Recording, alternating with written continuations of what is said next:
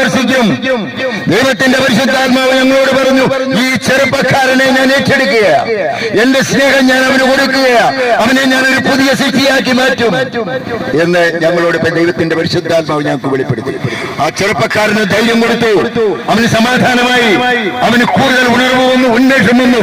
അവൻ തീരുമാനമെടുത്തു, ഞാൻ യേശുവിന് വേണ്ടി ജീവിക്കും, എനിക്ക് പ്രത്യാശയുണ്ട്, എനിക്ക് ദൈവം വഴി കാണിച്ചു തരും, എനിക്ക് ദൈവം നല്ലൊരു വീടും ഒരു വീട് വെക്കാനുള്ള സ്ഥലവും ദൈവം എനിക്ക് തരും എന്ന പ്രത്യാശ അവന് കൊടുക്കാൻ ഞങ്ങളുടെ വാക്കുകൊണ്ട് കഴിഞ്ഞു. പ്രിയരെ, നമ്മുടെ ഒരു വാക്കോ, നമ്മുടെ ഒരു നോട്ടമോ, സ്നേഹപൂർവ്വമുള്ള നമ്മുടെ ഒരു തലയോടലോ നിരാശപ്പെട്ട് കഴിയുന്ന വ്യക്തിക്ക് അത് വലിയ അമൃതമായി മാറും.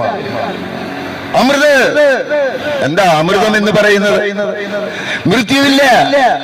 അവൻ ഈ ലോക ജീവിതത്തെ കുറിച്ചുള്ള അവന്റെ സങ്കല്പങ്ങൾ മാറി അവനെ സൃഷ്ടിച്ച് അവനെ പരിപാലിക്കുന്ന ദൈവത്തെ കുറിച്ച് അവന് ബോധ്യം വന്നു.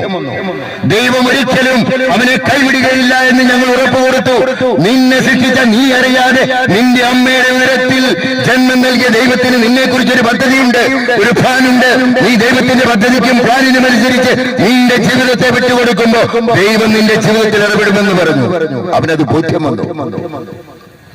അതുകൊണ്ടാണ് ഞങ്ങൾ ഈ പ്രതികൂല കാലാവസ്ഥയിലും വിവിധ സ്ഥലങ്ങളില് ഞങ്ങൾക്ക് പല സ്ഥലത്തുനിന്നും പ്രതികൂലം നേരിടാറുണ്ട്. ഇതിവിടെ പറയാൻ പറ്റിയല്ല എന്ന് പറയുന്നുണ്ട്. എന്നെ കേൾക്കുന്ന പ്രിയരെ, ഞങ്ങൾ പറയുന്നത് ഒരു ശരിയായ കാര്യമാണോ? ഈ നാടിന് നല്ലതാണോ? കുടുംബത്തിന് നല്ലതാണോ? മനുഷ്യ മനസ്സിലേക്ക് സമാധാനം തരുന്നതാണോ? സന്തോഷം തരുന്നതാണോ? ഇതൊന്നും മനസ്സിലാക്കാതെ ചിലർ പറയും നിങ്ങൾ മതം മാറ്റാൻ വേണ്ടി നടക്കുക, അതുകൊണ്ട് ഇതിവിടെ പറയാൻ പറ്റിയല്ല എന്ന് പറഞ്ഞ് ഞങ്ങളെ തടസ്സപ്പെടുത്തുന്ന ചില വ്യക്തികളുണ്ട്. ചില സമൂഹത്തിൽ അങ്ങനെ സംഭവിക്കാറുണ്ട്. എന്നാൽ ഞങ്ങൾ പ്രസംഗിച്ചിട്ട് ഒരാളും മദ്യപാനത്തിലേക്ക് കടന്നുപോയിട്ടില്ല.